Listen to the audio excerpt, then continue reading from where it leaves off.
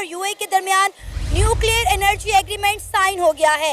UAE ने China की बजाय इंडिया के साथ ये एग्रीमेंट साइन करके पूरी दुनिया को हैरान और परेशान कर दिया है।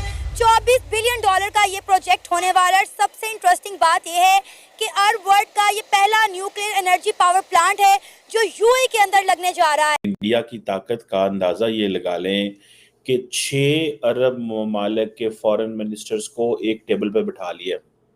India is so powerful and this is how the Arabs view it कि 6 मुल्कों ने ये महसूस किया और 6 मुल्कों ने ये समझा कि अब हमें मिल के इससे बात करनी चाहिए। एक वक्त तो ये है कि इंडिया के सऊदी अरब से अच्छे ताल्लुकात हैं जी, हम 50 अरब डॉलर की ट्रेड कर रहे हैं, यूएई के साथ 85 अरब डॉलर की ट्रेड कर रहे हैं, so on and so fourth. Sir GCC की मीटिंग हो रही है, जीसीसी जितने भी इस्लामिक कंट्रीज हैं मिल बैठ के बात करते हैं और उन कंट्रीज को लीड इंडिया कर रहा है। इंडिया के अगर फॉरेन मिनिस्टर की बात करो, जयशंकर साहब लीड कर रहे हैं। मेरे आपके साथ बैठने का मतलब ये है, मकसद ये है कि हम तो कहते हैं कि मुसलमान एक जिस्म के मानंद है। मुसलमान को एक को दर्द होती है, दूसरे को दूसरा खुद महसूस करता है। तो यहाँ पर मुस्लिम कंट्री जितने भी वो इंडिया की तरफ ज्यादा तवज्जो दे रहे हैं, इंडिया को ज्यादा वो प्रेफरेंस दे रहे हैं, पाकिस्तान को कोई पूछ नहीं रहा।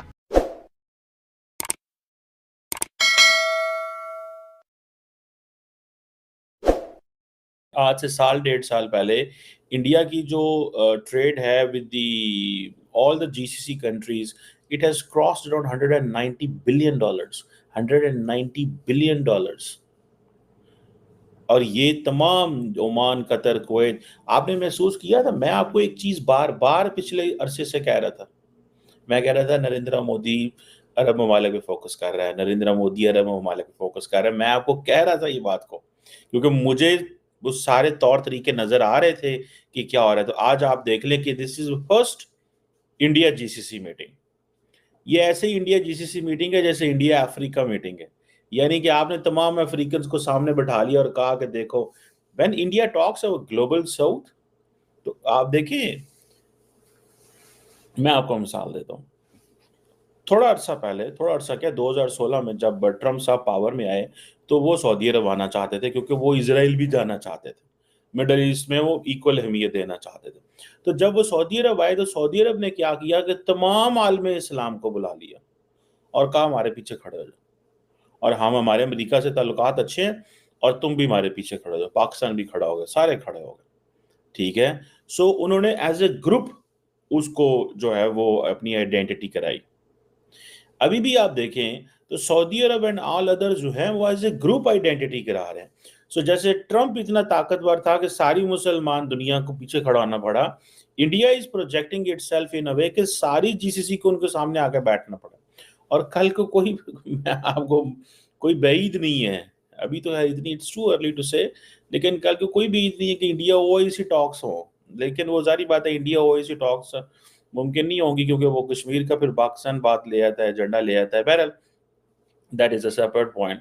लेकिन इंडिया कहता है कि जी हमारा तो जो है वो करोड़ों लोग बैठे हुए हैं जीसीसी के अंदर, और उसकी वजह से हमारा ताल्लुकात आपके साथ बड़े ही अहम हैं। वो जो करोड़ों लोग बैठे हुए हैं, ठीक है, सुनने में आ रहा है कि देयर डिफरेंट नंबर्स, बहरहाल ये we have still to check. अब क्वेश्चन ये है कि जो डॉक्टर जयशंकर हैं रियाद पहुंचे, वहाँ सबसे मुलाकातें की हैं, ठीक है जी।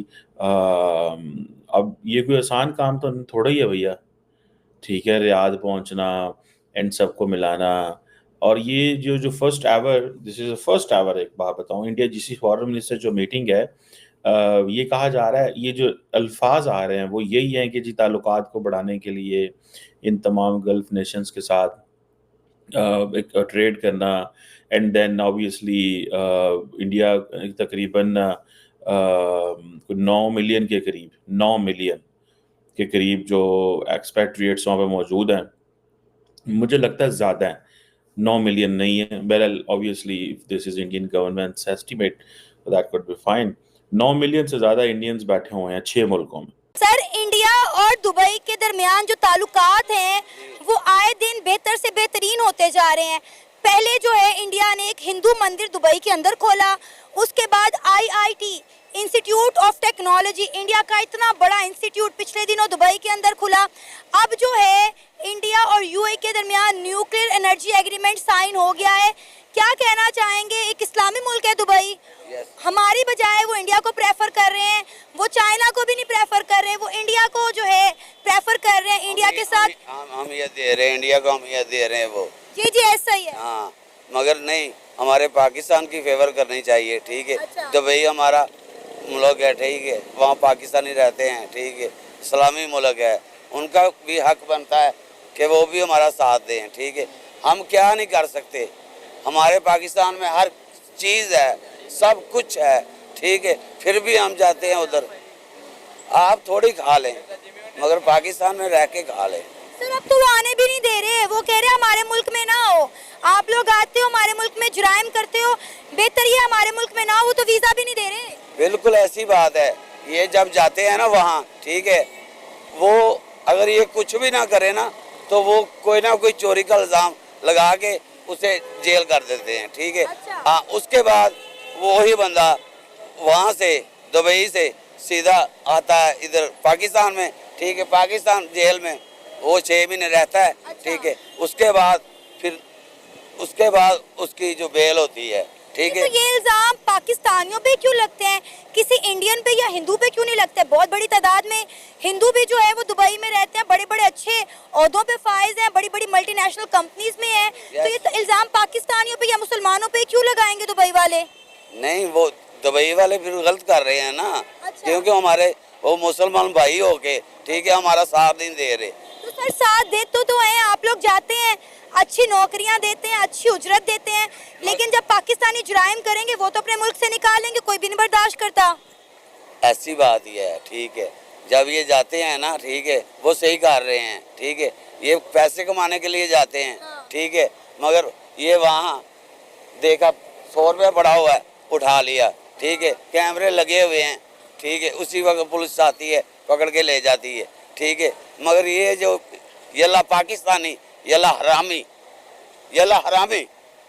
आप एक पाकिस्तानी हो कि अब एक पाकिस्तानी को ऑन कैमरा गाली दे रहे हैं, जब दुबई वाले पाकिस्तानियों को निकालते हैं तो आप कहते हैं गलत कर रहे हैं, इल्जाम लगा रहे हैं। मैं ये सही कह रहा हूँ। अच्छा।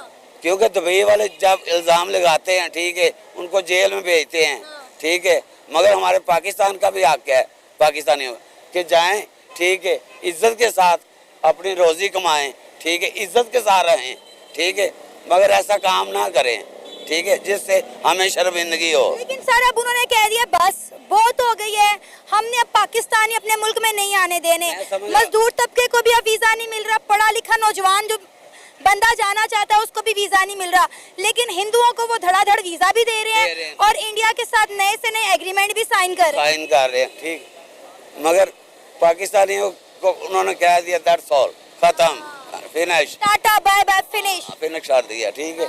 अब वो दुबई की फेवर कर रहे हैं, ठीक है, हो गए मुसलमान, ठीक है, हमारे जो दुश्मन मुल्क है उसके साथ, ठीक है, वो दोस्ती कर रहे हैं, फिर वो हरामी नहीं तो और क्या आए हैं, मुझे बताएं। तो सर अपने मुल्क को इस काबिल करें ना कि वो आपके मुल्क के साथ भी ट्रेड करें, एग्रीमेंट साइन करें।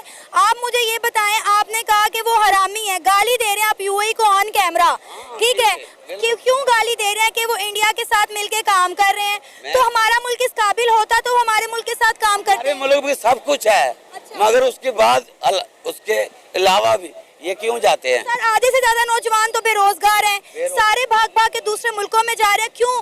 क्योंकि उन्हें पता है पाकिस्तान में कुछ नहीं बचा, यहाँ उन्हें कुछ नहीं मिलना। अच्छा अगर पाकिस्तान में सब कुछ है ना तो ये हजारों की तादाद में, लाखों की तादाद में पाकिस्तानी पाकिस्तान क्यों छोड़ के जा रहे हैं?